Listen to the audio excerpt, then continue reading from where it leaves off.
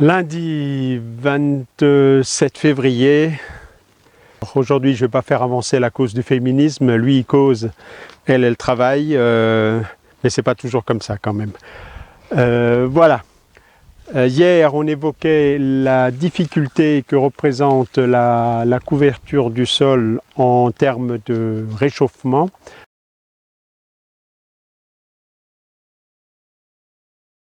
Donc avec le sol qui reste froid sous son couvert beaucoup plus longtemps.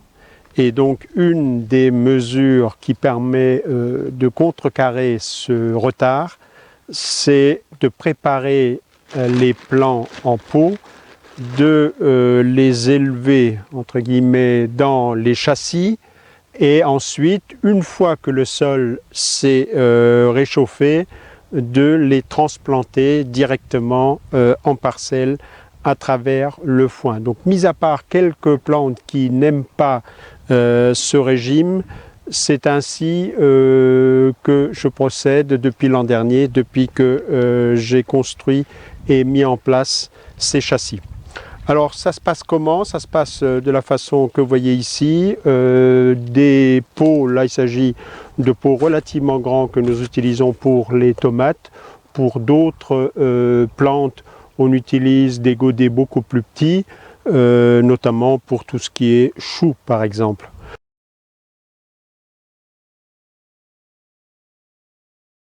J'utilise par précaution un terreau de semis.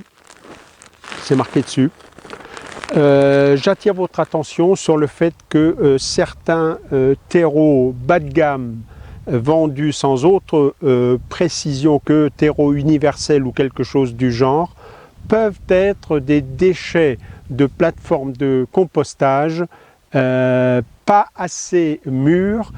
Et lors du compostage, il y a deux phases. Une phase chaude sous l'influence des bactéries et une phase ensuite froide de pré-humification qui se fait essentiellement sous l'influence des champignons. Et il se trouve que certains de ces champignons, remarquables synthétiseurs, sont capables de synthétiser des antigerminatifs. Donc il arrive de temps en temps qu'avec ces mauvais composts, on ait la surprise de voir que cela ne germe pas en raison, ou ça germe mal, irrégulièrement, etc. en raison de cette présence d'antigerminatifs. Alors comme c'est un des rares intrants avec le foin que j'achète pour mon jardin, je me paye le luxe de ces terreaux de semis. J'espère qu'ils sont conformes et qu'ils ont été testés pour leur capacité à faciliter la germination. Alors on remplit les pots, on compacte un tout petit peu, on met à tremper parce que ce terreau se révèle relativement sec dans son emballage d'origine et ensuite on plante les différentes graines. J'utilise souvent pour les petites graines une pince à épiler, ce qui me permet d'enfoncer 2 ou 3 graines dans chaque pot par sécurité. Comme ça, ensuite, je démarie, je garde si les 3 plants sortent, je garde le plus beau, celui qui s'est le mieux développé. On pose souvent la question sur les semences que j'utilise et là je vais décevoir et choquer pas mal de personnes. En gros, j'utilise un peu n'importe quoi. Il y a dans cette réserve de graines, des graines de marque tout à fait conventionnelles. Vous trouvez Graines Close, un producteur alsacien bien connu parmi mes amis alsaciens, des graines de supermarché, de chez Lidl, etc. Il y a aussi des graines Fabre. Il y a aussi là-dedans des graines bio.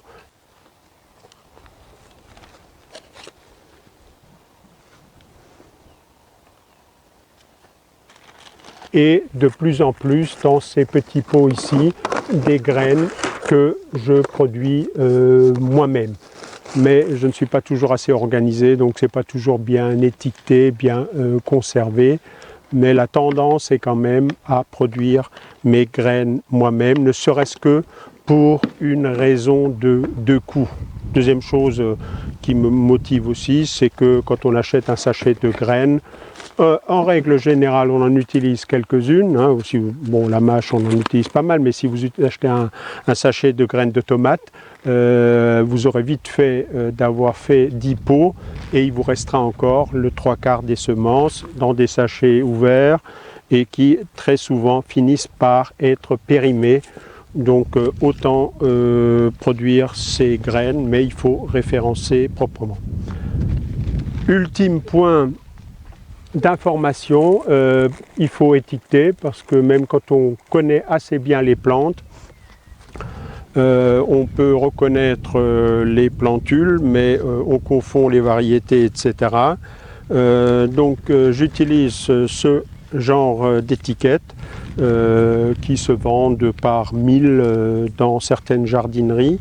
Et plutôt que de marquer dessus la variété, la date de semis, je mets un numéro. Alors, je ne sais pas si on va en trouver. Voilà les anciennes étiquettes utilisées l'an dernier.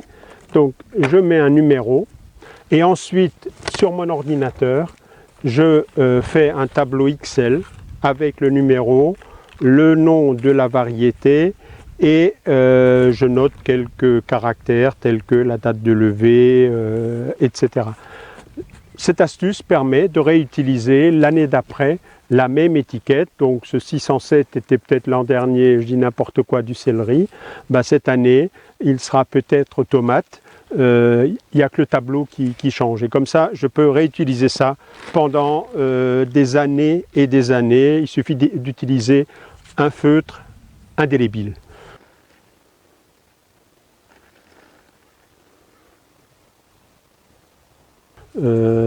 J'attire aussi votre attention que souvent on fait des marquages avec des feutres moins indélébiles ou avec des crayons et très souvent quand on veut lire ce qu'il y avait marqué dessus, la pluie ou l'arrosage étant passé par là, on ne voit plus rien du tout. Avec cette méthode là que je vous recommande, qui coûte pas cher, vous ne serez pas déçus. Voilà pour cette introduction. Alors, une des techniques donc consiste à préparer les plantes en godet, en petits pots. Une deuxième technique consiste à utiliser des terrines. Donc ça convient particulièrement bien à des plantes qu'on va sans aucune difficulté pouvoir transplanter racines nues. C'est le cas du poireau, des oignons à consommer frais, de salade. Le céleri aussi, je vais le préparer d'abord en terrine avant de le repiquer dans des petits pots, avant de le repiquer une deuxième fois en terrain. Le céleri rave apprécie particulièrement la formation de la rave et stimulée par ces repiquages successifs et sans doute les stress que cela occasionne. Alors une terrine est toujours percée de trous de sorte à ce que l'eau ne stagne jamais. Hein, pour qu'une graine germe, il faut en gros 3 conditions. Une température suffisante, chaque plante a une température minimale de germination.